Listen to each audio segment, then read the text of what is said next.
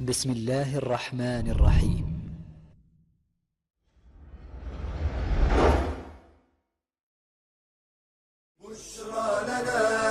بشرى لنا يا راغبا في كل علم نافع متطلعا لزيادة الإيمان وتريد سهلا النوال ميسرا يأتيك ميسورا بأي مكان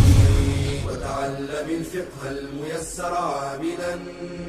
بالشرع دون تعصب لفلان ومكارم الأخلاق ندرسها معا أدب وتربية على الإحسان